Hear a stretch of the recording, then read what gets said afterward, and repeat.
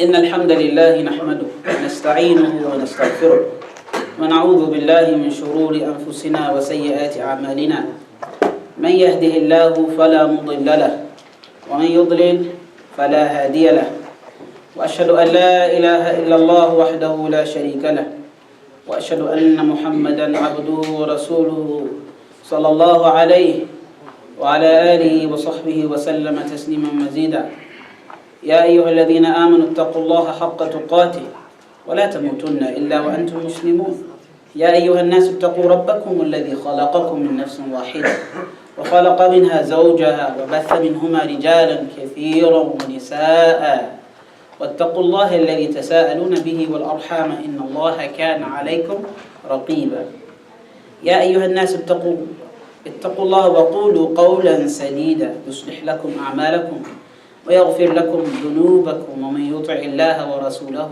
فقد فاز فوزا عظيما أما بعد فإن خير الحديث كتاب الله وخير الهدي هدي محمد صلى الله عليه وسلم وشر الأمور محدثاتها وكل محدثة بدعة وكل بدعة ضلالة وكل ضلالة في النار أما بعد. You all know the very important nature of studying Islam. I don't feel that I have to remind you the importance of studying Islam. But I will remind you with some verses from the Quran. Allah Jalla wa Ala said, إِنَّمَا يَخْشَى اللَّهَ مِنْ عِبَادِهِ الْعُلَمَاءِ. Those who truly have khashya, which is awe or reverence of Allah from His servants, are those who know. Are those who know. From that we understand, the more we know and implement of this deen, the more our reverence of Allah will be. The more you revere your Lord, you respect and honor Him, and are in awe of Him, the more you know. 17 times a day we ask Allah Jalla wa Ala to guide us to the Sirat al-Mustaqim. Ihdina as-Sirat al-Mustaqim. Guide us to the straight path. Then we describe that path as Allah taught us. Sirat al-Ladina an'amta alayhim. The path of those upon whom you bestowed your grace, your favor. Allah subhanahu wa ta'ala said in Surah An-Nisa who those people are. وَمَنْ يُطِعِ اللَّهَ وَالرَّسُولَ فَأُولَٰئِكَ مَعَ الَّذِينَ أَنْعَمَ اللَّهُ عَلَيْهِمْ. Whoever obeys Allah and His Messenger, then they are with those whom Allah has favored. مِنَ النَّبِيِّينَ وَالصِّدِّيقِينَ وَالشُّهَدَاءِ وَالصَّالِحِينَ. Those are from the prophets, those who are trustworthy and ever so invested in the truth, and the martyrs and the righteous. وَحَسُنَ أُولَٰئِكَ رَفِيقًا. And that's the best group of people to be with. ذَلِكَ الْفَضْلُ مِنَ اللَّهِ. That is a bounty of Allah.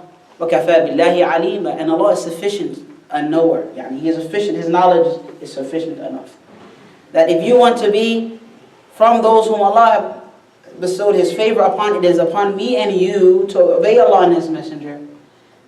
And did Rasulullah sallallahu alayhi wa sallam know who Allah was? Indeed, didn't Allah teach him?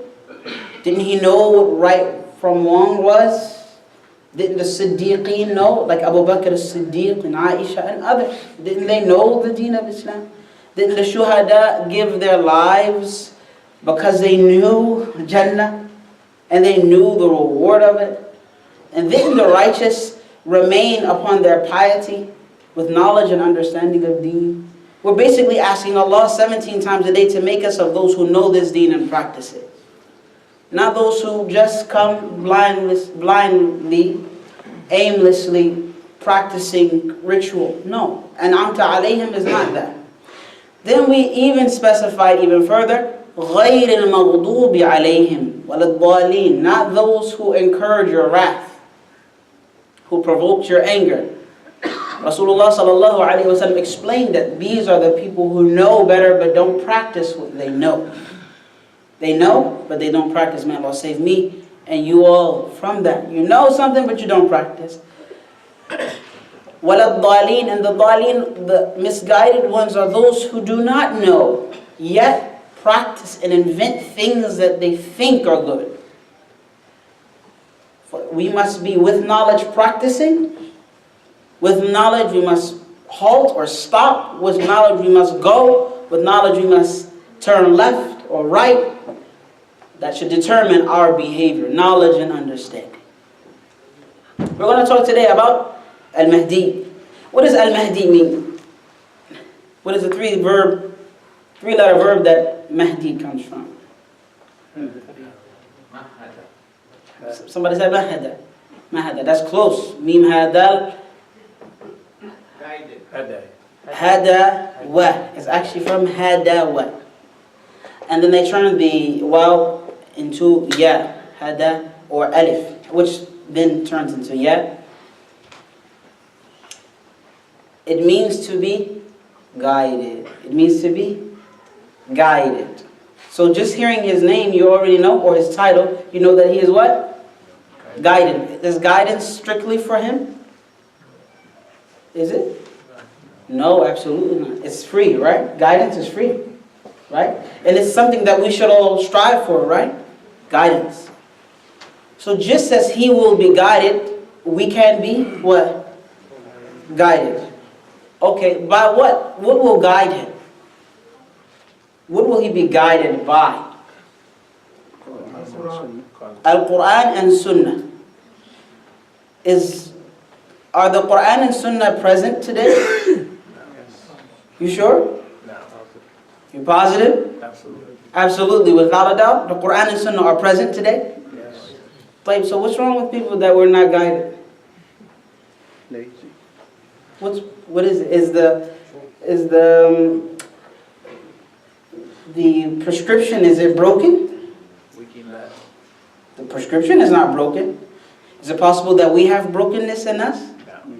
Most definitely. Can we fix it, or is it impossible to fix? We can fix it. We can fix it. Do we have to have the Mahdi to fix it, or you think we can fix it? We can fix it, right? But that's the scary part. Because we can fix it, but for the most part, the Ummah, we refuse to fix it. We refuse.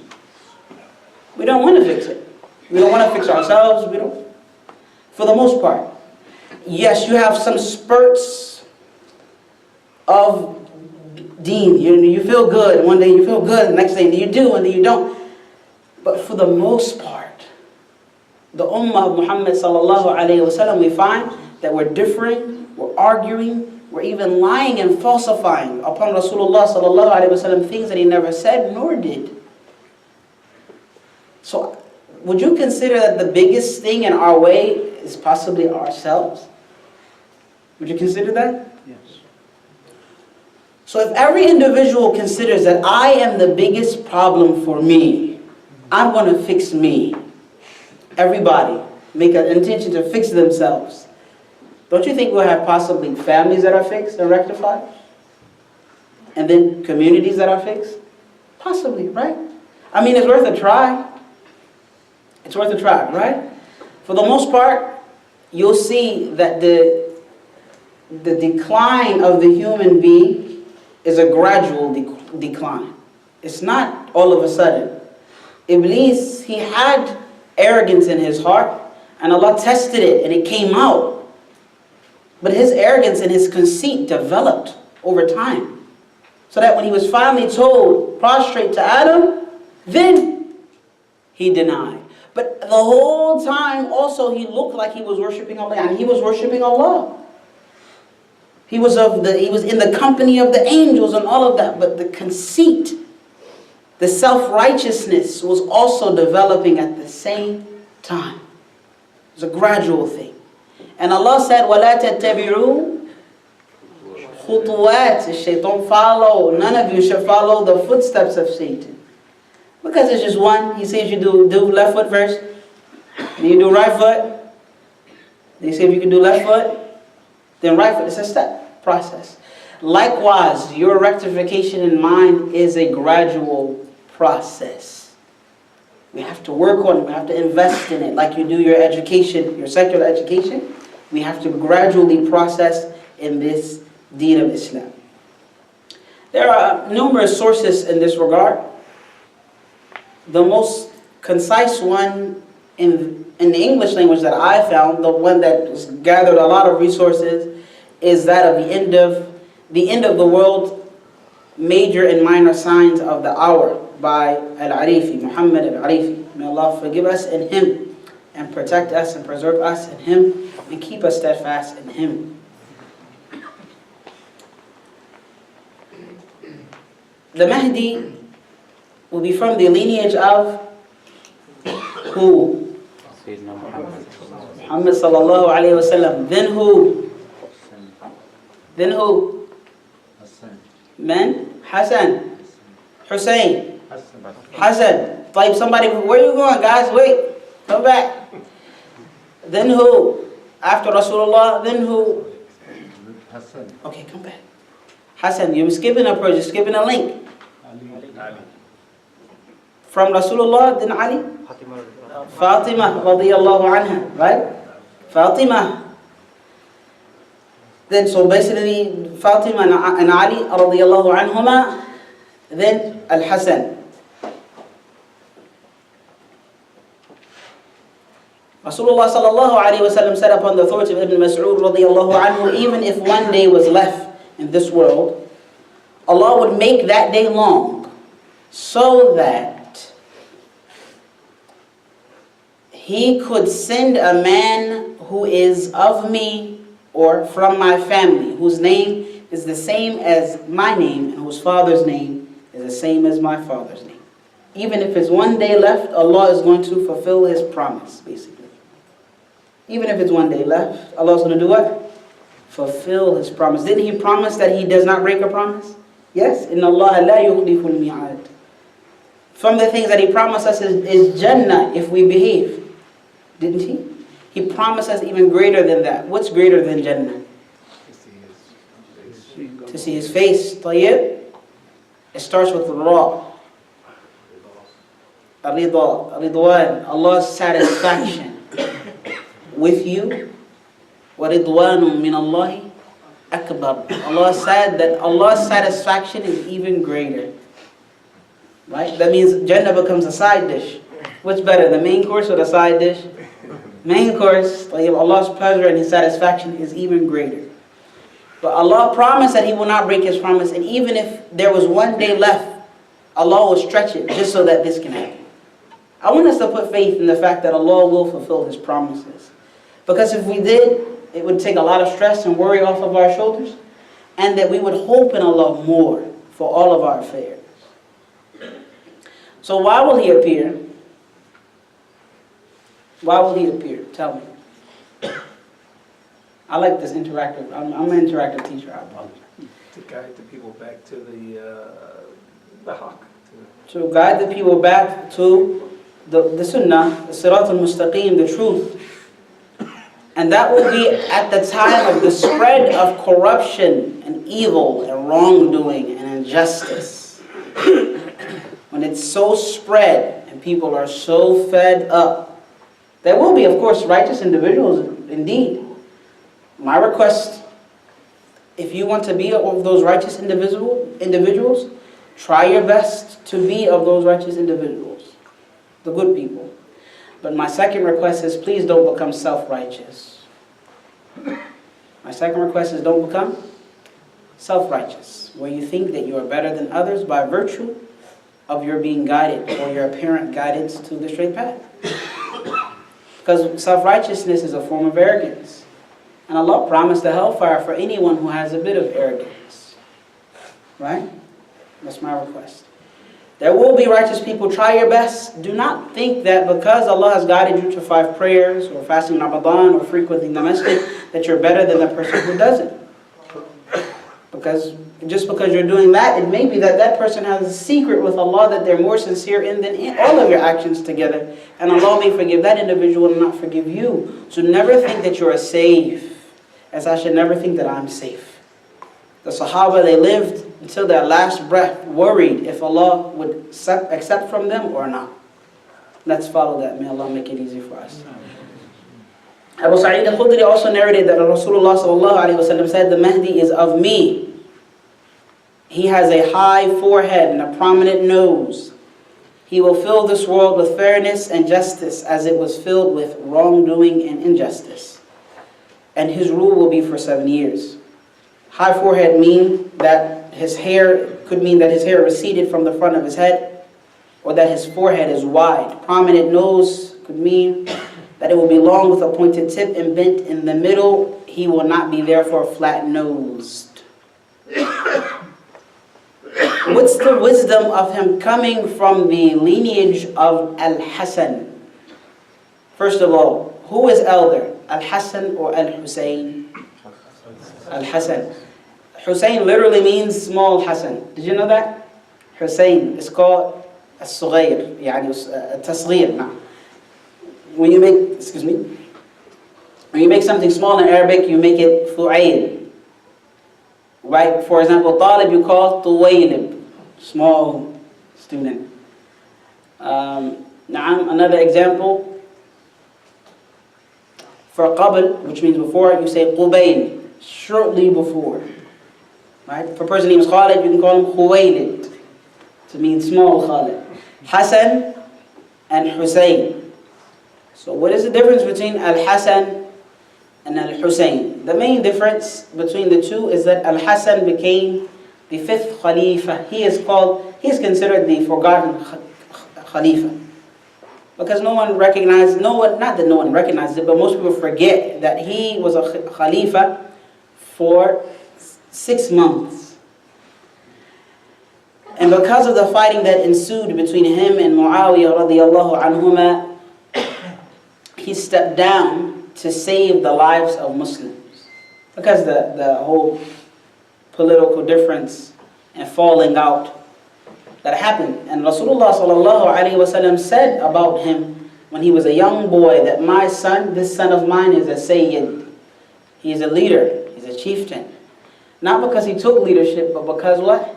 He saved the lives of people. Rasulullah said, يُصْلِحُ اللَّهُ بِهِ أو كما قال بين طائفتين كبيرتين من المؤمنين أو كما قال صلى الله عليه وسلم. If my memory serves me correctly, he said Allah will rectify between 2 large believing groups. He will make rectification. Meaning when he stepped down from Khilafah to save people's lives, he by that rectified. So is it important to save people's lives? Of course. Is it important to yield to save people's lives?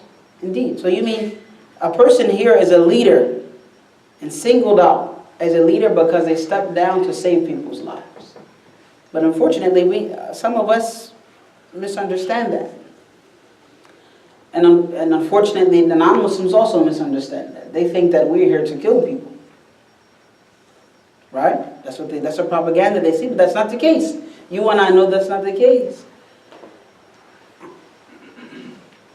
So Al-Mahdi will come from Al-Hasan. Allah is basically rewarding him for his stepping down to save Muslims' lives. Allah will reward him by his son bringing the people, reuniting the Ummah of Muhammad sallallahu alaihi wasallam, and driving them and directing them in the best way to support Isa ibn Maryam and to destroy the Dajjal, the false or the Antichrist. Some of the scholars said his rule will be 7 years, 8 or 9. During this time, the Ummah will enjoy many great blessings, and the earth will bring forth its vegetation, and the sky will rain, and wealth will be given without measure. Wealth will be given without counting it, basically. And some of the hadith will come in a second. As for where will he appear in Mecca. We'll describe that in a second. Thawban narrated, the Messenger of Allah sallallahu alaihi wasallam said, 3 people will fight one another for your treasure, the treasure of the Arabs, each one of them being the son of a caliph or a ruler. But none of them will gain it. Then the black banners will come from the east, and they will kill you in an unprecedented manner. Then he mentioned something that I, Thawban, did not remember. Then he said, when you see them, pledge your allegiance to him, even if you have to crawl over the snow. Each of them being the son of a caliph means there are 3 men who will have followers. Their father all of their fathers will have a kingdom, and each of them will be fighting with one another to be the uppermost. So fighting your brother to be a ruler or a king is no good even to the last days. Your treasure refers to the treasure of the Kaaba, Wallahu a'lam, the treasure that is underneath it.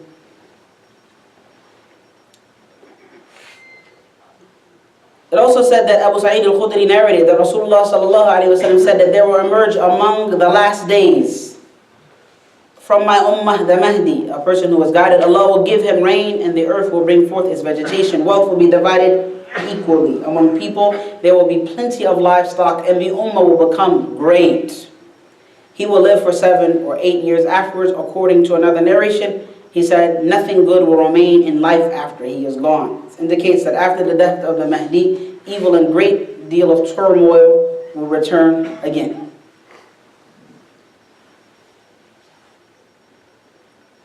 There are so many narrations regarding the Mahdi, but let's mention some of them. Abu Sa'id al-Khudri said, there will emerge from the last of my ummah, the Mahdi. Allah will give him rain and the earth will bring forth its vegetation. Wealth will be divided equally amongst people, and there will be plenty of livestock for the ummah, and it will become great. Abu Sa'id al-Khudri also narrated, the Prophet ﷺ said, I give you glad tidings of the Mahdi. He will be sent when people are divided, and there are earthquakes. He will fill the world with justice and fairness, just as it was filled with injustice and oppression. The inhabitants of the heavens and the earth will be pleased with him, and he will divide wealth equally. Will he destroy all of the non-Muslims? Question. What do you think? Absolutely not. Absolutely not. So even when Islam is practiced and rules over the world, it rules with what? Justice and equality for everybody. And wealth is spread. I want us to keep that in mind, because that mindset is being waged war against. That we are pressured to believe that Islam is nothing but a tyrannical religion that wants to take over and kill everybody. And we hear it so much that we are often confused. So we have to do the opposite. We have to behave in the opposite as our religion tells us to do, as well as spread the true information. It says here, Allah will fill the hearts of the ummah of Muhammad by means of his justice, until he will tell the caller to call out, who is in need of wealth? And none of the people will respond except one man. The Mahdi will say, go to the storekeeper and tell him that the Mahdi commands you, give me some wealth. So the storekeeper will say to him, scoop it up, pick up whatever you like. Then when he has taken what he scooped up, he will say, and I must be the greediest of the ummah of Muhammad. Why can't I be as content as they are content? So he'll try to give what he took. He will try to give it back, and it won't be accepted. Instead, the man will say to him, we never take back anything that we gave away. And it will remain like that for 7, 8, or 9 years. Then there will be no good in living after he is gone. So when this individual comes to scoop up this wealth, he's not going to count it. He's going to scoop it up. And then when he realizes it's too much beyond his needs, he's going to try to give it back. And it's going to be said, we don't take it. Take it. That's wealth. People feel like, in order to be strong and powerful and wealthy, people think that they must do wrong to others, bully others, treat people with contempt. Even in our homes, some people think that they have to be really bossy around with the kids or with the spouse, or to figure out some type of tricks and schemes with their spouses, with their words, or with their kids, how they behave, in order to win their hearts or in order to have control over them. Absolutely not. That's not how you run anything. You run anything with kindness, care, concern, dignity. People love you, your kids love you, your spouse loves you, then things will happen easily. You'll be able to rule your house with justice. Ali narrated that Rasulullah said that the Mahdi is from us, from our family. Allah will prepare him in one night. And the meaning, يُصْلِحُهُ اللَّهُ فِي لَيْلَةٍ, Allah will prepare him or rectify him in one night, could mean that Allah will protect him from major evil deeds. If he commits any minor evil deeds, he will, of course, which he will, then he will be forgiven for those deeds. يعني with tawbah and istighfar. But it seems like Allah will rectify him in one night means that he will be salih, he will be a person who is sound, righteous. But overnight Allah will make him able to rule over people. It's the difference between being righteous and being able to spread righteousness effectively. It's the difference between the two. What's the evidence of that? Abu Dharr radiyallahu ta'ala anhu asked Rasulullah sallallahu alayhi wa sallam to give him responsibility of imara, ability to rule over a town or so forth. Because Rasulullah would appoint governors, wouldn't he? He asked, Ya Rasulullah, give me responsibility too. And then Rasulullah sallallahu alayhi wa sallam told him that أَنَّكَ إِمْرُؤٌ ضَعِيفٌ, you are a feeble man. You are a feeble man, Abu Dharr. And this issue is a grave issue, ruling over people, and it is regret on the Day of Judgment. That does not mean that Abu Dharr wasn't righteous. No, he was righteous. Rasulullah mentioned a lot of hadith about Abu Dharr and his righteousness, but he was not prepared. His righteousness was not enough to prepare him to rule over people. It's two different types of qualifications. So if Allah subhanahu wa ta'ala will give him knowledge and understanding, make him a righteous person, and then make him fit for ruling in one night, isn't it possible that Allah can guide you and I in one night? Overnight? Isn't it possible that we can live our lives guided upon the straight path, struggling and striving? I think it's possible. Salama narrated that the Prophet ﷺ said, the Mahdi is from my family, the descendants of Fatima. Jabir said that Rasulullah ﷺ said, Isa ibn Maryam will descend, and the Mahdi, who is their ruler, will say, come on and lead us in prayer. And he will say, no, there are leaders, they are, meaning the Ummah of Muhammad, are leaders of one another, as an honor of Allah to this Ummah. Abu Sa'id al-Khudri also said, the one behind him, which is Isa ibn Maryam, will pray as if one of us. The one who is behind the Mahdi is Isa ibn Maryam. He will pray with us. This reminds me of a hadith that Rasulullah sallallahu alaihi wasallam said about Musa. What was the conversation that went between Umar ibn al-Khattab radiyallahu anhu concerning Musa ibn Imran? What did Rasulullah say to Umar about Musa? Tell me.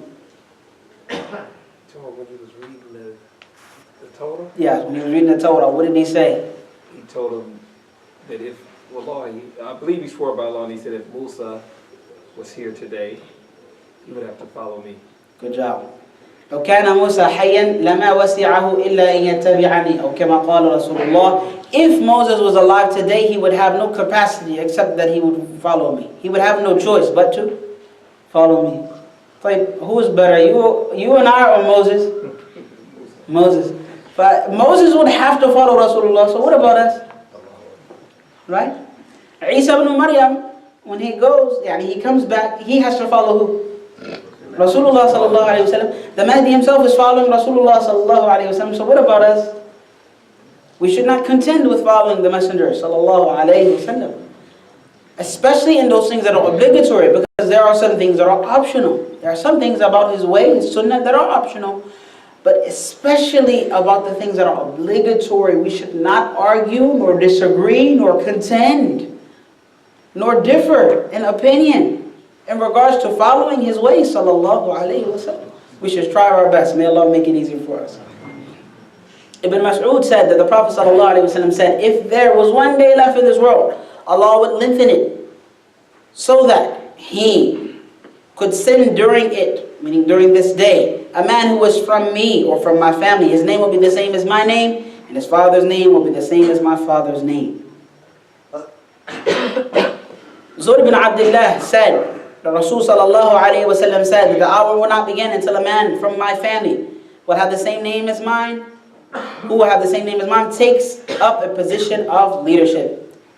Number 9, Ali radiallahu anhu said that Rasulullah sallallahu alayhi wa sallam said that even if one day was left, Allah would send a man from my family to fill it, meaning the world, with justice, just as it was filled with injustice.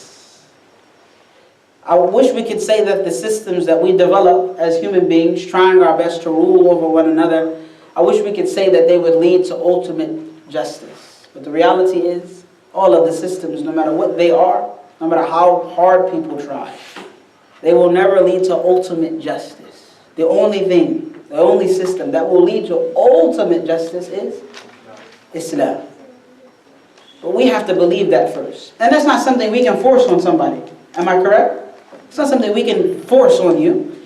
But we have to understand it. We have to practice that. We have to stop lying to our children. We have to stop leading them to falsehood.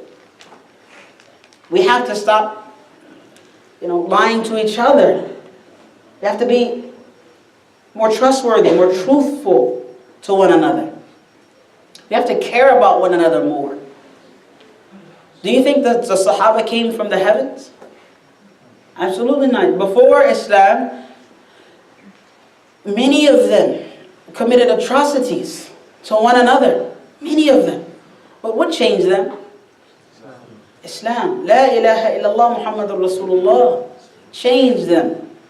And when they studied the Quran al-Azim and they saw the practice of Muhammad, they changed. Isn't that correct? Are you human beings? Were the Sahaba human beings?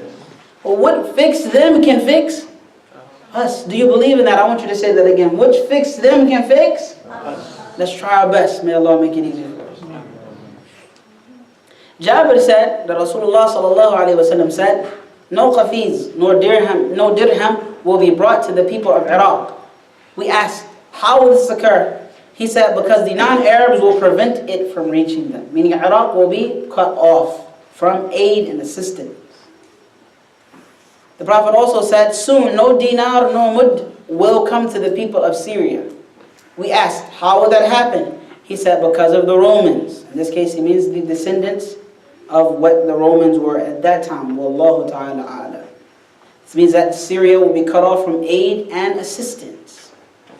Al-Jarir, the narrator, said, I said to Abu Nadra, Ibn Abi A'la, do you think that Umar ibn Abdul Aziz is the Mahdi? He said no. Why? Why do you think Al-Jarir thought, and some others asked, was Umar ibn Abdul Aziz the Mahdi? Why do you think that? Not the same name yet. It's not the same name. That's not quite what I was asking. I'm asking, why do you think that some Sahaba thought that Umar ibn Abdul Aziz was the Mahdi? Or kind of questioning, is it him? Not that they thought it, like they were sure about it, but they were wondering, is it him? Because of his adl. Anyone said something else? Because of his justice, which is the same thing. Because of his implementation of the way of Rasulullah sallallahu alaihi wasallam. This means that also somebody can be, in their implementation of this deen, they can be so close to it so as to be confused for the Mahdi, or not confused for the Mahdi, but I want to say people would wonder, is that him? Why? Because of the justice and equity. This means that we also do not have to wait for the Mahdi to come to administer justice, to be just in our homes, in our masajid, and in our countries. We don't have to wait for him to come, because people did it before, right? So we have to focus on what will rectify the Mahdi, which, as we said, is what? What will make him upright? Holding on to what? The Quran and the way of the Sunnah of Rasulullah sallallahu alaihi wasallam. So just as it will rectify him, it can rectify us. I want us to repeat that 100 times. Wallahi, because if we all got on that same page, we would have a lot better things going on for ourselves. Yes, things wouldn't be perfect, right? But we would be working towards positivity, towards positive change, towards positive impact, and towards making a better name for ourselves in the world. May Allah make it easy for us. Aisha, the mother of the believers, said, the Messenger of Allah sallallahu alayhi wa sallam was startled in his sleep. And we said, O Messenger of Allah, you did something in your sleep that you haven't done before. He said, it is strange that some people from my ummah will head towards the house, which is the Kaaba, to kill a man of the Quraysh who has sought refuge there. Excuse me. And when they are in Al-Bayda, in the plain, they will be swallowed up by the earth. We said, Allah's Messenger, there are many, or there may be all sorts of people on the road, yani with them. He said, yes, amongst them will be those who are there by choice, those who are forced to join that army, and travelers. All of them, however, will be destroyed as one. But then they will be raised on the Day of Judgment in different states, resurrected on the Day of Judgment, and Allah will raise them according to their intentions. Allah will raise them according to their intentions. In the same vein of that, when there is a natural disaster, and many people, their lives are taken by this natural disaster, righteous and not righteous, but they all died in the same event, but guarantee you they did not die in the same way. And each of them will be raised according to their intentions. So what should we look towards? What should we look to fix first of all? Our niyat, our intentions. إِنَّمَا الْأَعْمَالُ بِالنِّيَّاتِ. All of actions are determined by their intentions. And another, Abu Hurairah narrated that Rasulullah sallallahu alaihi wasallam said, allegiance will be sworn to a man between the rukn and the maqam, which is the Hajr al-Aswad and the maqam Ibrahim. No one will violate the sanctity of the house, which is the Kaaba, except its people, meaning Muslims, will violate the sanctity of the Kaaba. They will violate it, and do not ask me how much destruction will befall the Arabs. The force will come to fight the Mahdi, and those who are with him, he's not going to be alone. They will defeat that force, as well as it being swallowed up by the earth. He said, then don't ask me how much destruction will befall the Arabs as a result of that. Then he said, then the Abyssinians will come and demolish it, meaning before the Day of Judgment finishes, the Abyssinians will come and demolish it, and it will never be rebuilt after that. And they are the ones who will take out its treasure. Is it going to happen or not? Yes, it's going to happen. Abu Hurairah radiallahu anhu said that Rasul sallallahu alayhi wa sallam said, how will you be when the son of Maryam descends amongst you and your imam is from you? Consider yourself, imagine yourself, Jesus is here. Could you imagine? Jesus is here. Could you imagine you pray behind Isa ibn Maryam? And imagine he recites for you Surah Maryam. Right? Imagine if he recites to you the end of Al-Ma'idah. مَا قُلْتُ لَهُمْ إِلَّا مَا أَمَرْتَنِي بِهِ أَنْ يَعْبُدُوا اللَّهَ رَبِّي وَرَبَّكُمْ. I didn't tell them anything except what you told me to tell them, which is worship Allah, my Lord and your Lord. Imagine that. Put yourself behind Isa ibn Maryam, reading those ayat to you, and leading you in prayer. May Allah rectify us. Jabir ibn Abdullah radiallahu anhu said that Rasulullah sallallahu alayhi wa sallam said, a group among my ummah will continue to fight for the truth and will prevail until the day of resurrection. Isa ibn Maryam will descend and their leader will say, come and lead us in prayer, but he will say, no, your leaders, you are leaders of one another as an honor from Allah for this ummah. Unfortunately, the concept of there being a group of people who will last until the Day of Judgment, Mansurin, who are being granted victory, unfortunately that has been misunderstood by all of the groups of Islam, or the groups who claim to be that group of individuals. My request to you and myself, do not claim that you are from the saved group ever, because you don't know that you are saved until you die upon La ilaha illallah Muhammadur Rasulullah. It's not something that you can make now a part of your identity and say, me and my friends, or me and my brothers, or those who agree with me are within this group, Mansurin. No one knows that except Allah. Be humble, right? Be humble and hope that you're amongst that group of people. Hope and strive, but do not ostracize, do not cut people off, and do not think that you will, nor should I think that we will be saved by our actions. May Allah save us. So who is better, the Mahdi or Isa ibn Maryam? Isa, of course, he's a prophet. Therefore, Isa praying behind Mahdi does not tell us, or does not let us know that Mahdi is greater or superior than Isa. It just lets us know that Isa is bound by whose Sharia? Muhammad's Sharia sallallahu alayhi wa sallam. And from that is that the Imam is from you, he leads, and I will follow him. Jabir ibn Samurah said, I entered upon the Prophet sallallahu alayhi wa sallam with my father, and I heard him say, this matter will not end until there has been among them 12 caliphs. Then he said something which I could not hear, and I said to my father, what did he say? He said, all of them will be from Quraysh. And this is different from the Shia. They understand the 12 Imams is different from the 12 Caliphs in that regard. And the scholars mention the differences between that, some of that being that the 12 Imams, not all of them were rulers and powerful and so forth. Wallahu a'lam. What are some of the issues that will be happening when the Mahdi appears? What do you think? Some of the problems. Before his appearance. What do you think some of the problems? Corruption. Mass killing, injustice. Corruption, earthquakes. In addition to that, the dispute of people following the death of a ruler or rulers or caliphs, as Rasulullah mentioned. The earth will be filled with oppression and injustice. There will be fighting among the three sons of caliphs. There will be a righteous and pious man, which is the Mahdi himself. He will be righteous and pious, and he will have legislative knowledge and wisdom. He will appear in Mecca, and allegiance will be sworn to him between the Rukn and the Maqam. My question then is, can someone think that they're the Mahdi? Possible? Can someone think that they're the Mahdi? Why not?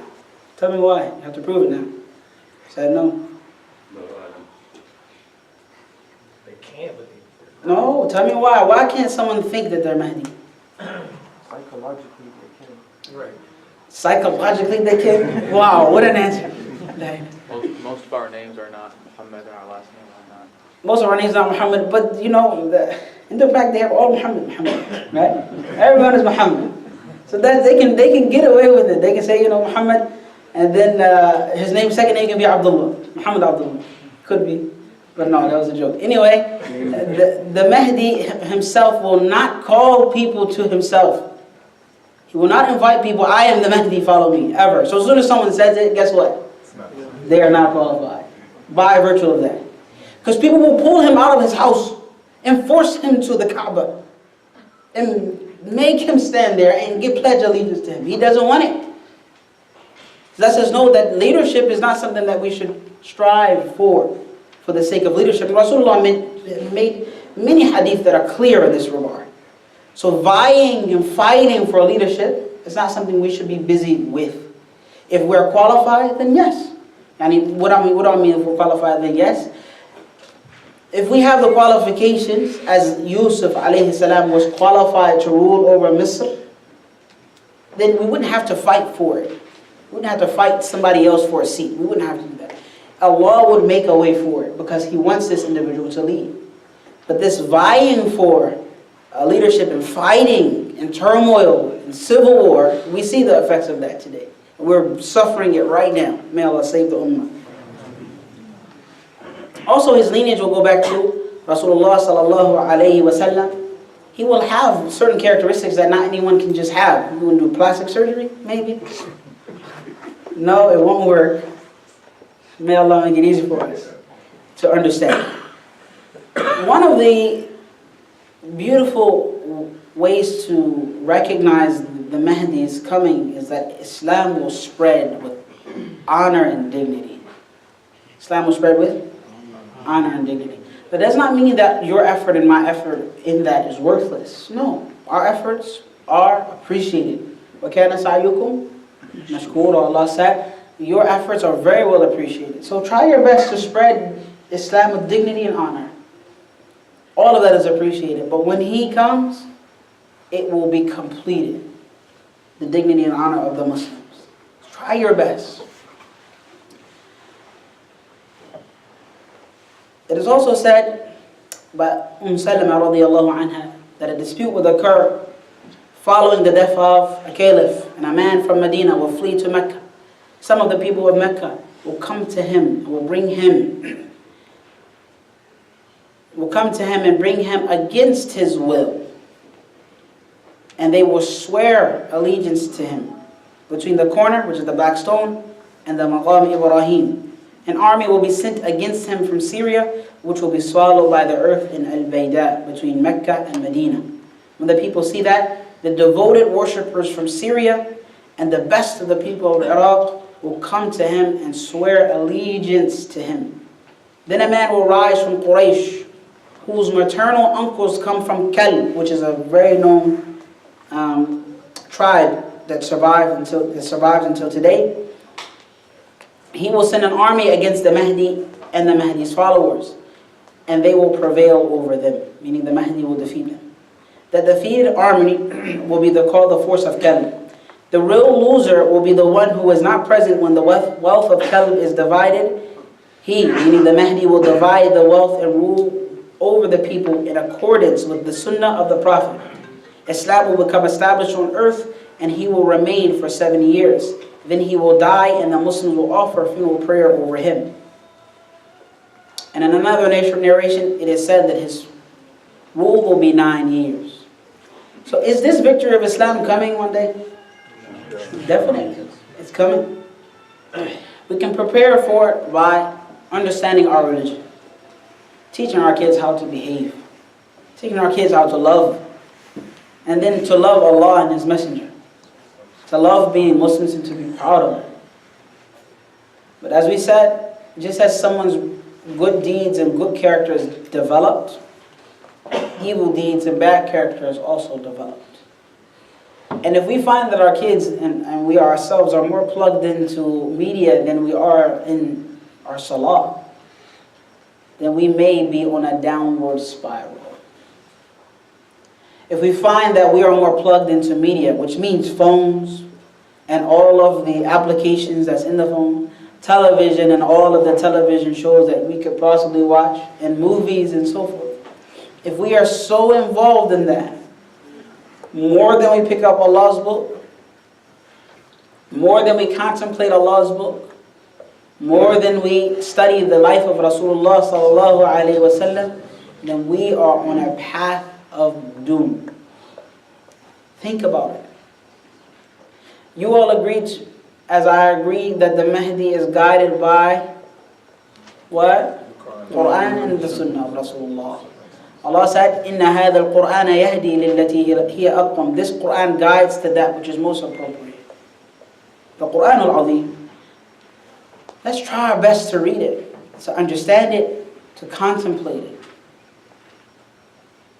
Let's try our best to bring out the teachings of the Quran in our lives. And we will be very much aided by the Sunnah of Rasulullah sallallahu alayhi wasallam. Why? How are we aided in our practice of the Quran? By the Sunnah. How does the Sunnah aid us in our practice? Tell me. How does the Sunnah help us practice the Quran? Because the prophets come to for details of the Quran. Good job. So the Prophet, for the Quran. because the Prophet sallallahu alayhi wasallam Sunnah explains, and I like to say practicalizes.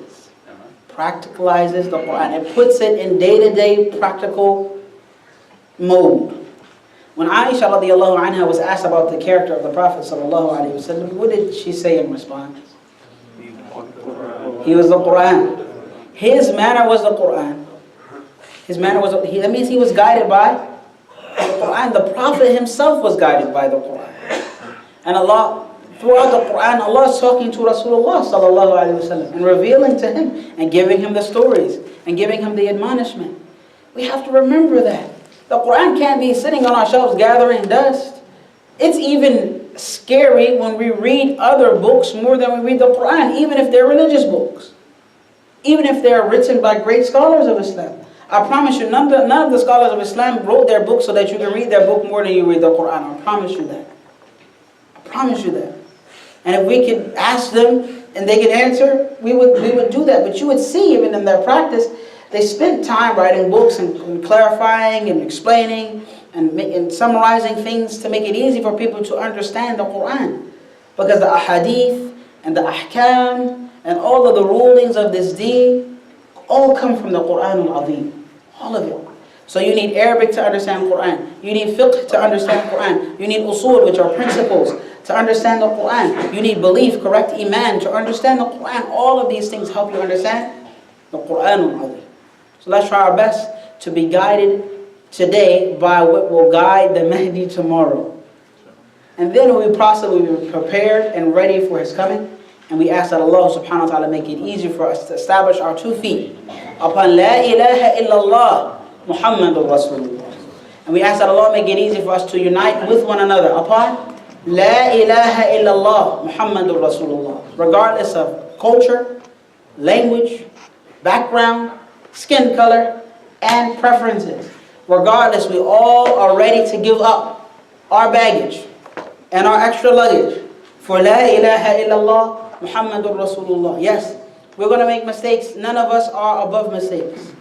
But we're going to shave off here, shave off there, cut over here, polish over there to make it more in line with La ilaha illallah Muhammadur Rasulullah and everything that comes with it. Do we have any questions? The floor is open for you. Yes, yeah, Abu Rahman. Salam.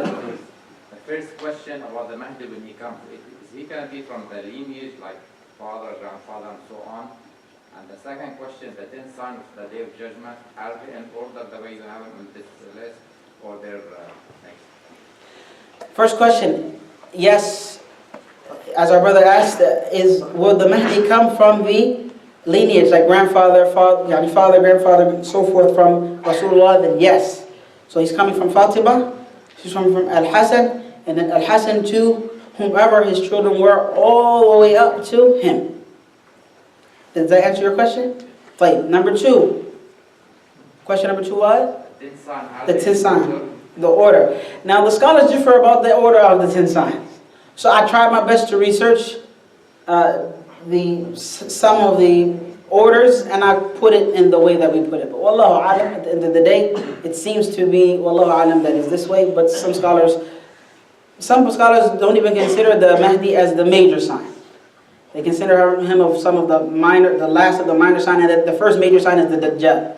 So some consider him the major sign and some don't. But because of the benefit of it, I put him in the major sign in accordance with some of those opinions to benefit from that. Yes, sir. So when the Masih comes, the Mahdi will be there too. That's right. When the Masih comes, as our brother asked, the Mahdi will be there, yes. So he will be ruling over the Ummah of Muhammad, and then Isa will be accommodated, he will be received by the Ummah of Muhammad sallallahu alaihi wasallam. Any more questions? Yes, sir. Tell us some sign of his appearing. Our brother asked some signs of his appearing. Injustice will fill the world. And people are tired. It is now. Yeah, but we're not tired enough yet. I promise you. Honestly, I don't think, wallahu alam. It's not, the days of judgment, or the signs of the day of judgment, it's not something that you want to hasten. My request to you is to appreciate the life and the generation that you live in right now. Appreciate it. Thank Allah that you are a full, able-bodied individual. Get out there and help somebody. Get out there and cry for somebody. Get out there and lift somebody up. Tell them, La ilaha illallah Muhammadur Rasulullah, that there is a place after this place. It's called paradise. And be loving and kind to your brothers. Take advantage of the time you live in. Because the times that come after this will be worse. And I can only imagine the Tatar, which were the Mongolian Empire before they became the Mongolian Empire. I can only imagine them going and massacre hundreds of thousands of people. And one time they massacred 1 million people. I can only imagine that, and the stench of death would reach other towns and people would die because of it, if that's a true story. But you know that the Muslims were so afraid that they wouldn't even like try to fight back. I couldn't imagine that. Alhamdulillah, we have pockets of the world where we're safe. But apparently injustice will prevail like no other. And therefore he will have to refill it with justice. And when people realize and feel that justice, they will appreciate it. You see what I'm saying? So that's one of the signs. And of course, as he said, sallallahu alayhi wasallam, the Iraq will be cut off. So no food reaches it. No dirham reaches it. Syria will be cut off. So no food reaches it. People will be struggling there. We're seeing some of that now, but who knows, it might be even worse in the future. We're seeing some of that now. But we ask that Allah subhanahu wa ta'ala, we ask that He delay the signs of the Day of Judgment so that we can get our stuff together and we can take advantage of this time. And then hopefully, we know that when He does establish these signs, those people will be prepared for them. Those individuals will be prepared for those signs. Yes, I hope that answered your question. Salam. Yes. Are there any narrations that mention how Sayyidina Isa alayhi salam and the Mahdi will, like what their roles will be, how they'll balance their power, things like that? Balance their power is a decent word. But I don't think that there is necessarily going to be a balance of power in that regard. The Mahdi will be fighting the Dajjal. He will not be able to defeat him, but he will fight him still because he has the power to do so. He is the leader of the Muslims. And the Muslims are united under him. So of course, he can fight the Dajjal. He has the ability to do so. He will fight him. He will not be able to be victorious over him. And then Isa ibn Maryam will descend. So Isa ibn Maryam will lead them into the battle. And Isa ibn Maryam will see the Dajjal. When the Dajjal sees him, as we will discuss, he will start to melt or dissolve as salt dissolves in water. After that, the Mahdi will remain for some time. Wallahu a'lam if the Mahdi dies first and then Isa remains, or what have you. But both of them will be buried by the Ummah of Muhammad. And we'll see in the next lectures how that pans out. But they will be leading the Ummah of Muhammad sallallahu alaihi wasallam together. And I'm sure they won't be fighting and bickering and arguing over who is the best and who is going to lead and so forth. They will know their roles. But they cooperate and help each other. That's right, they're cooperating and helping each other. So, even there is a narration that Isa will come to the mosque and the Mahdi offer him to lead. As we mentioned, that's right. That's right. I will not lead you. That's right. But think about it, the victory of the Muslims on that day will be through the cooperation of the son of the Prophet and the Prophet that came before Prophet Muhammad sallallahu alaihi wasallam. But that shows us that it's something with cooperation, something with unity. Yes, we're going to make mistakes, we're going to differ. We ask each other to rectify those mistakes, no problem. If you see me make a mistake, I want you to say, brother, please. And I want you to say, brother, this is what it was. And I expect you to do the same. I'm your mirror and you're my mirror. If I look good, you look good. If you look good, I look good. No problem that if we have an issue to be resolved, we resolve it. But we have to be united in this effort. May Allah make it easy. Yes. Yes, sir. Can you elaborate a little bit more on the physical appearance of Al-Mahdi, like you mentioned earlier? On the physical appearance, so he will have a broad forehead and he will have a long nose with a dip in it. It will not be a flat nose. And a lot of the scholars say that he will resemble the Prophet ﷺ in his features and in his manners, to the extent that he will not even wake up a person who was asleep. He will not disturb a person who was sleeping.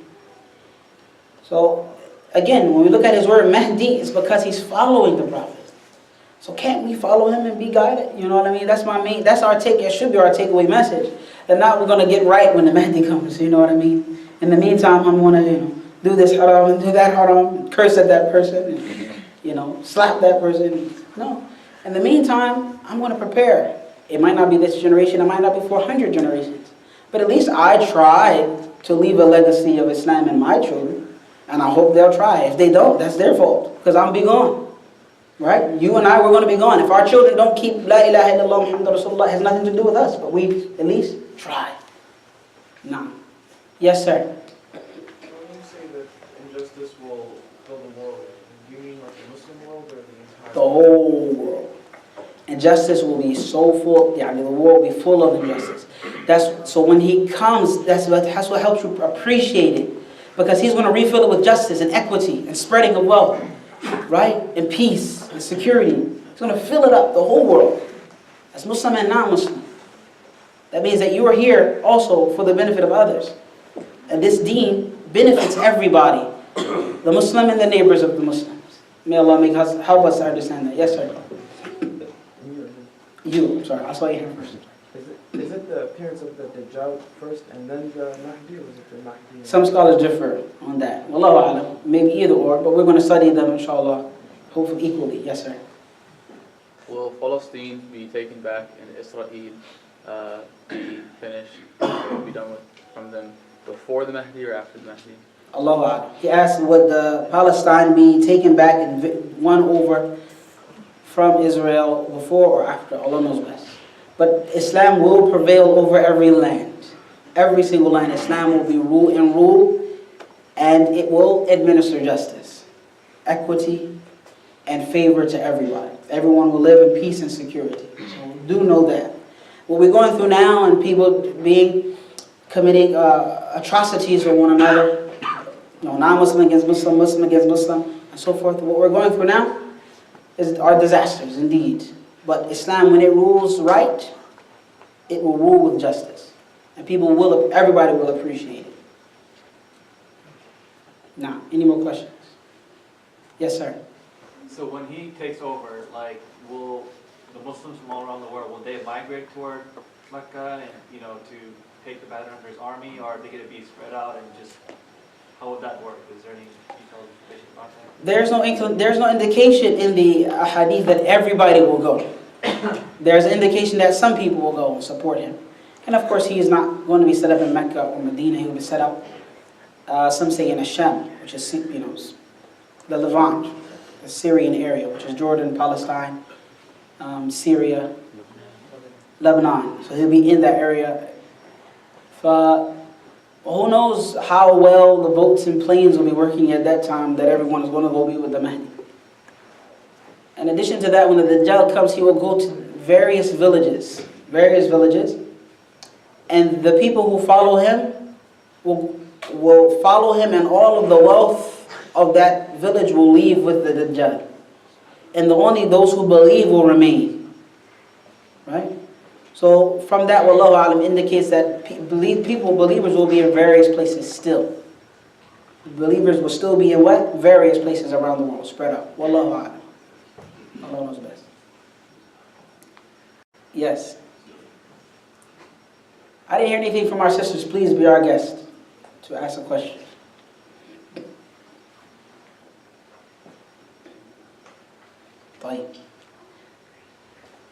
Yes, sir. One of the signs, would the Muslim Ummah at that time be very small in numbers? No, the Rasul sallallahu alayhi wa sallam said that the Ummah will grow. Be huge numbers. I mean, we're before the appearance. Before or after? Wallahu a'lam. Before or after, but definitely the Ummah will grow. And I don't see the Ummah getting any smaller per se. We're growing, but so there's a lot of quality, but now we have to focus on the quantity. So there's a lot of quantity. I said the opposite. Good. There's a lot of quantity, but we have to focus on the quality right now. It's not about, I gave Shahada yesterday, and then I gave Shahada 2 days before. It's like, so what are you doing for those people you gave Shahada to? You cover their bills?